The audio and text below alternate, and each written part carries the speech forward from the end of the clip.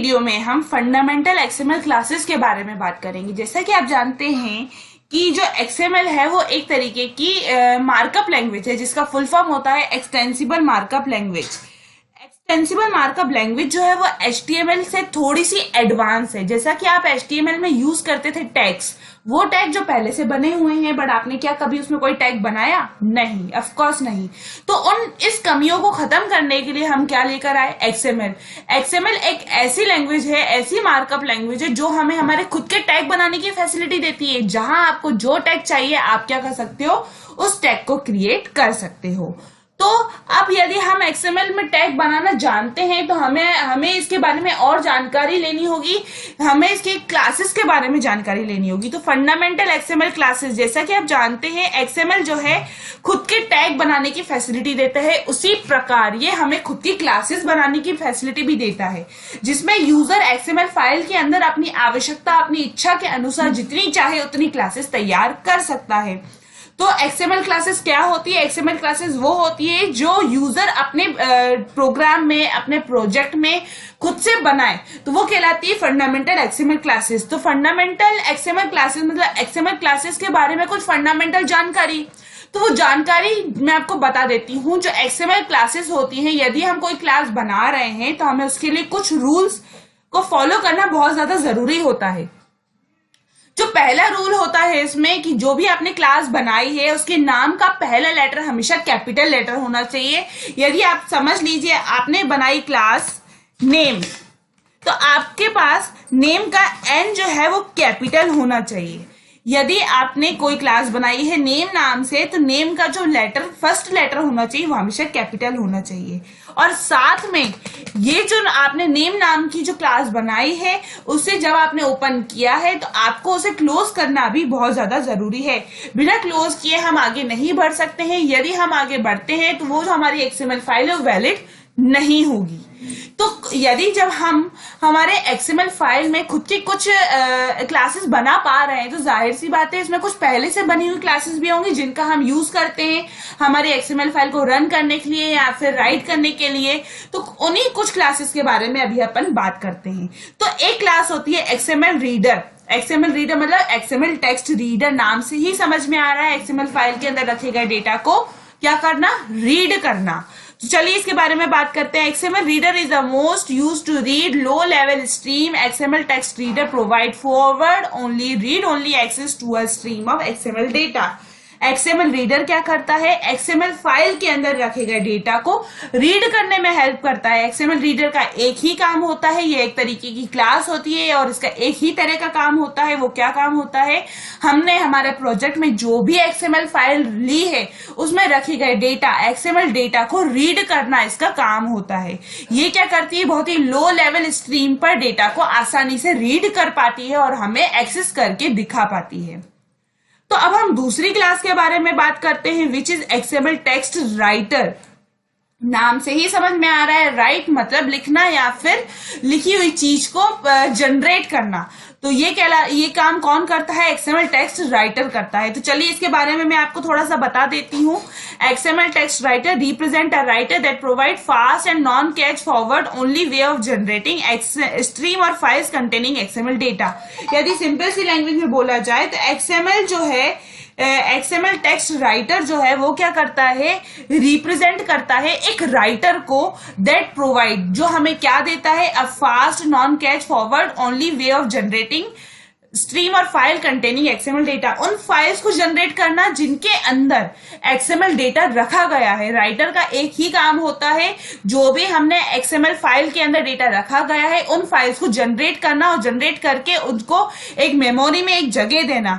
तो XML text writer जो है वो बहुत ही मोस्ट यूजफुल रहता है। किस चीज के लिए? इन मेमोरी जनरेशन के लिए। XML की जो इन मेमोरी जनरेशन होती है, हमने जो भी XML फाइल बनाई है वो कहाँ जाके स्टोर होती है? हमारे सिस्टम की मेमोरी में। तो ये क्या करता है?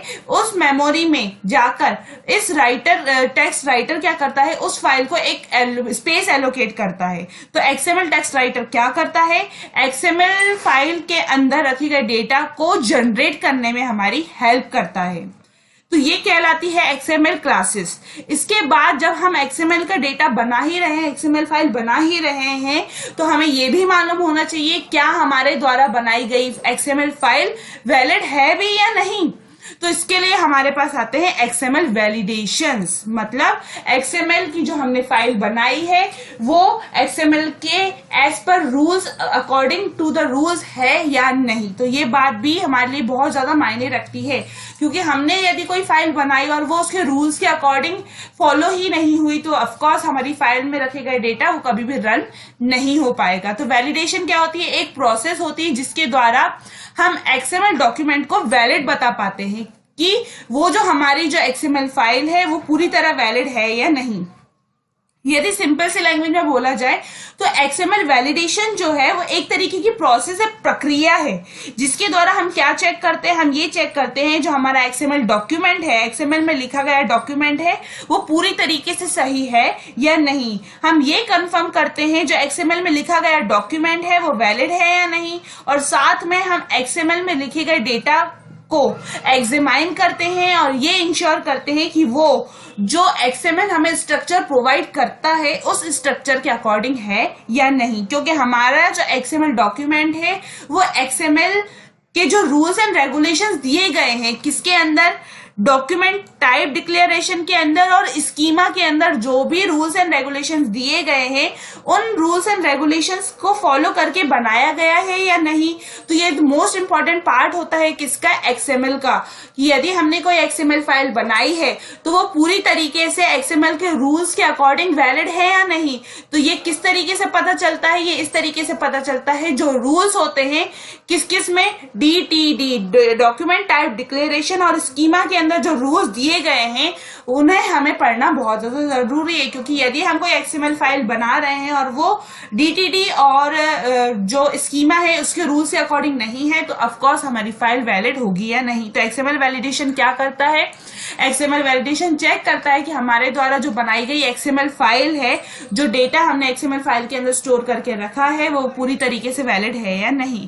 तो इसमें जो वैलिडेशन होता है वो दो तरीके से चेक किया जाता है। Number 1 is well formed XML document. Well formed XML document में क्या होता है, चलिए इसके बारे में बात करते हैं। It must follow the ordering of tag.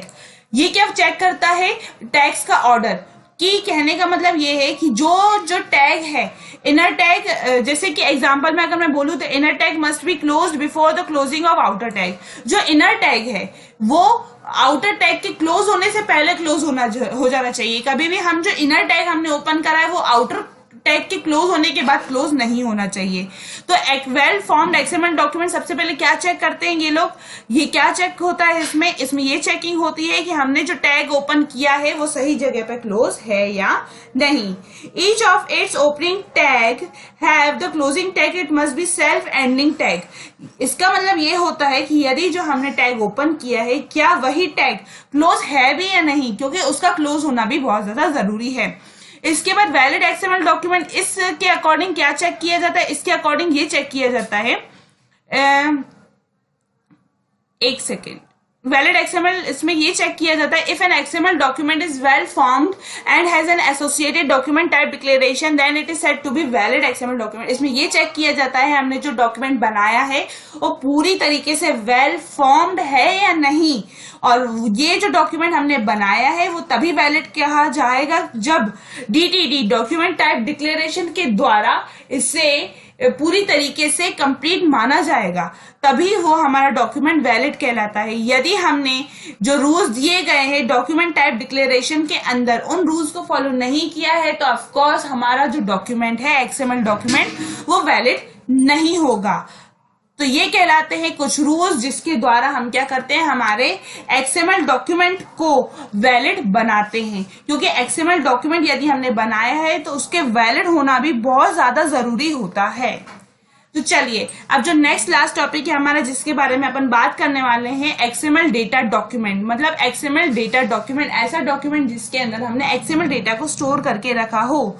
ये भी एक तरीके की क्लास होती है। ये क्या बताता है? It enables you to load either relational data और the XML data manipulate.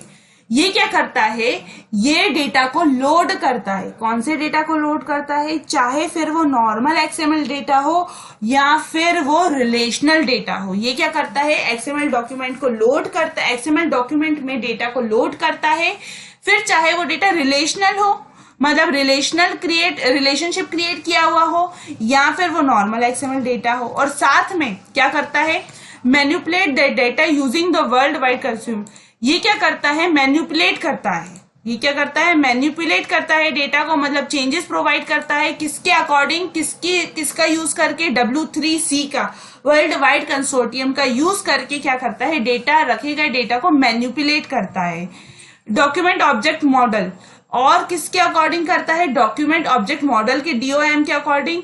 The DOM present the data as hierarchy of node object. ये जो है ये प्रेजेंट करता है, कहने का मतलब सिर्फ इतना है, यदि आपने कोई XML डॉक्यूमेंट बनाया है तो वो वैलिड होना चाहिए, फिर चाहे वो XML डॉक्यूमेंट रिलेशनल हो या नॉन रिलेशनल हो, या फिर उसमें किसी नॉर्मल तरीके का डेटा हो। तो ये क्या करता है, रिप्रेजेंट करता है। ये क्या करता है, डेटा को मैन्युपुलेट यानी बदलने में हमारी हेल्प करता है, किसका यूज करके, DOM डॉक्यूमेंट ऑब्जेक्ट मॉडल का, और वर्ल्ड वाइड कंसोर्टियम का हेल्प करके डॉक्यूमेंट को मैन्युपुलेट करने में हमारी हेल्प करता है।